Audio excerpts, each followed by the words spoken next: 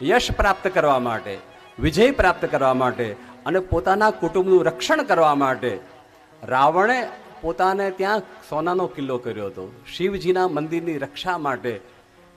આ કારણ કે ચારે બાજુ સોનું સોનું જ હતું. સમજી લઈએ, કનકકોટમાં દાન એટલે શું? કનકકોટમાં 5000નું દાન એટલે શું? શેનું દાન? આપણે આપણા પરિવારની રક્ષા માગીએ છીએ. શું માગીએ છીએ? રક્ષા માગીએ છીએ.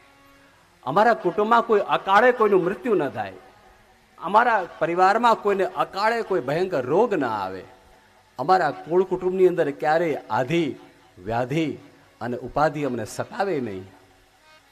એના માટે કહેવાય કનકકોટ વિચિત્ર મણિકૃત સુંદરાયતન. ભગવાનને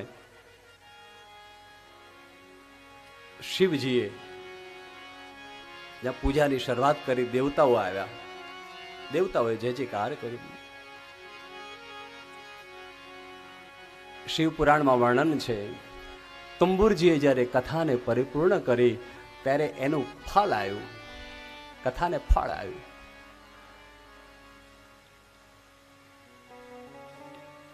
ધ્યાન से सुनो कथा.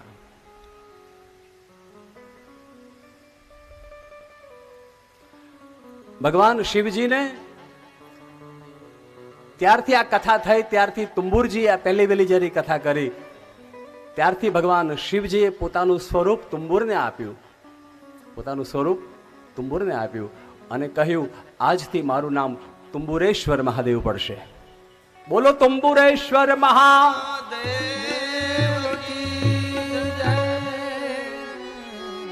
આ મહાદેવજી એક એવા છે કે ગમે એના નામની હારે તમે એને જોડી શકો. બીજા કોઈ દેવ એવા નથી. બધા મહાદેવનું નામ ગમે તે આપણે પાડી શકીએ. હા કે ના? મંગલમ સોસાયટી હતી કે મંગલેશ્વર મહાદેવ, સર્વોદય સોસાયટી હતી કે સર્વેશ્વર કરીએ છીએ, નથી?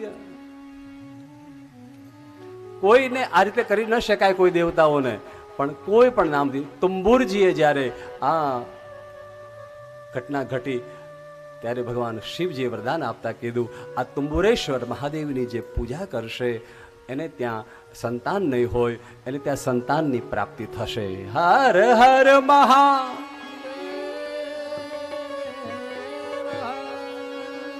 પ્રભુ, જેને ત્યાં સંતાન ન હોય એને સંતાનની પ્રાપ્તિ માટે તુંબુરેશ્વર મહાદેવની પૂજા કેવી રીતે કરવી? देखिए, शिव पुराण ની અંદર અનેક જગ્યાએ સુંદર સુખ માટેની વાતો કરી છે. લગ્ન થયા પછી લાંબો સમય વ્યતીત થવા લાગ્યો હોય, 5 વર્ષ 25 વર્ષ અલે 40 વર્ષની ઉંમર બહેનોની કેમ ન થઈ ગઈ હોય?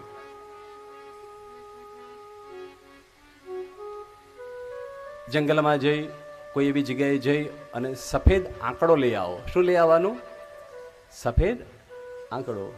આંકડો નહીં, આંકડાનું મૂળ લાવવાનું. શું લાવવાનું? આંકડાનું મૂળ. આંકડાના ફૂલ લાવવાના, આંકડાનું મૂળ.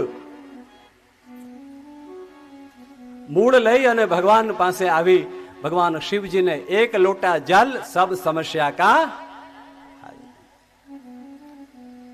બધા રિપોર્ટ કઢાવી ચૂક્યા હોય, બધું જ કરી ચૂક્યા હોય, ગમે તે આમ બાધાઓ રાખી હોય, આખડી રાખી હોય કે અમારે ત્યાં કોઈ સંતાન નથી, સંતાન નથી, એવા દંપતી માટે વરદાન દાતા કોઈ હોય તો એ તુંબુરેશ્વર છે. ઈચ્છા પૂર્તિ માટે આંકડાનું જે મૂળ છે, આંકડાનું મૂળ એ 5 થી 7 ઇંચ જેટલું લેવું. 5 થી 7 ઇંચ જેટલું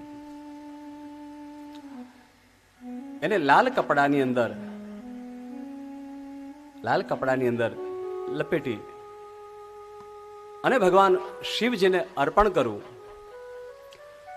શિવજીને એ મૂળ અર્પણ કરી એક લોટો જલ ચડાવો. બીજું જે પૂજાની સામગ્રી મળી હોય, ચંદન આદિ હોય તમારી પાસે, બીજી જે પૂજાની સામગ્રી હોય એ ભગવાનને અર્પણ કરી અને ભગવાન શિવજીને પ્રાર્થના કરી અને એ જે આંકડાનું જે મૂળ છે એ ભગવાનની પ્રસાદી તરીકે પાછું લઈ લેવાનું.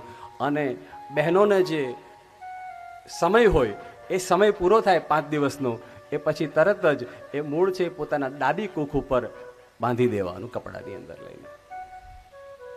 ડાબી કૂખ ઉપર ડાબી સાઈડમાં પેટની ડાબી સાઈડમાં બાંધી અને એ રીતે પોતે બને એટલો વધારેમાં વધારે સમય એ શરીર ઉપર બાંધી રાખે અને ભગવાન શિવજીની દરરોજ પૂજા કરવા લાગે.